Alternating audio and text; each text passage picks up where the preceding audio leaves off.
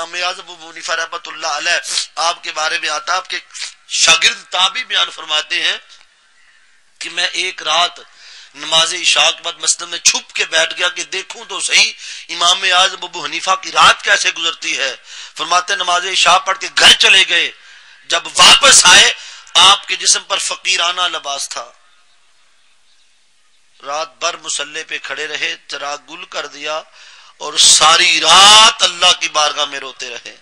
فرماتے میں نے دیکھا کہ امام اعظم ابو حنیفہ رات کو اللہ کی بارگاہ میں روتے اور اپنی داڑھی پکڑتے تھے اور کھینچتے تھے، کہتے تھے مولا یہ ابو حنیفہ تیرا مجرم تیری بارگاہ میں آ گیا ہے۔ بے ہوش ہو کر گر پڑتے، پھر ہوش آتی، کہتی مولا اگر ابو حنیفہ بخشا گیا یہ بڑے تعجب کی بات ہوگی۔ ساری رات اللہ کی بارگاہ میں اسی طرح روتے ہوئے گزر گئی۔ جب صبح ہوئی مؤذن نے اذان دینے کے لیے مسجد کا دروازہ کھولا، چراغ جلا تو امام اعظم ابو حنیفہ کی نظر اپنے شاگرد پر پڑ گئی جو چھپ کے دیکھ رہا تھا۔ آپ نے اپنے ہاتھ جوڑ دی، کہا دیکھ میرا پردہ تیرے سامنے کھل گیا ہے، یہ میرا اور میرے رب کا راز ہے، جب تک میں زندہ ہوں یہ راز میری زندگی میں کسی کو نہ دینا۔ یہ حال تھا ان لوگوں کا۔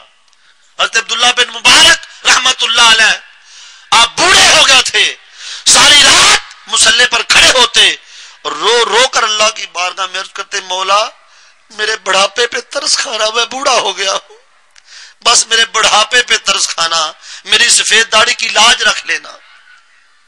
حرم کعبہ ہے، ایک تبا تابی بیان فرماتے ہیں طواف کعبہ جاری ہے کہ اچانک حرم کعبہ میں چیخ اٹھی، لوگ طواف کرتے رک گئے۔ کوئی جوان ہے جس کے چہرے پر نقاب ہے، اللہ کی بارگاہ میں چیخ چیخ کر رو رو کر عرض کرتا ہے مولا تیری کائنات میں ریت کے اتنے پتے نہیں جتنے میرے گناہ ہیں، مولا تیری کائنات میں پانی کے اتنے قطرے نہیں جتنے میرے گناہ ہیں، مولا تیری کائنات میں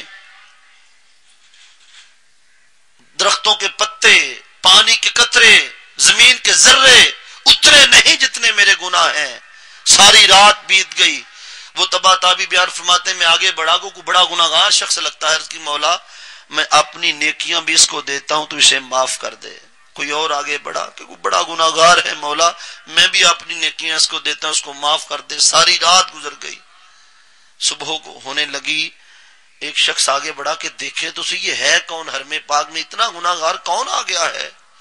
جو چہرے سے نقاب اٹھایا لوگوں کی چیخیں نکل گئیں، وہ ساری رات رونے والا کوئی اور نہ تھا، وہ امام زین العابدین تھے، وہ حسین کے بیٹے زین العابدین تھے۔ نوجوان دوستو جوانی میں یہ درد پیدا کرنے کی ضرورت تھی۔ ہماری جوانیاں کدھر جا رہی ہیں، ہماری راتیں کیسے بسر ہوتی ہیں، ہماری شامیں کہاں گزرتی ہیں؟ یہ درد، یہ سوز اپنی جوانیوں میں لانے کی ضرورت تھی۔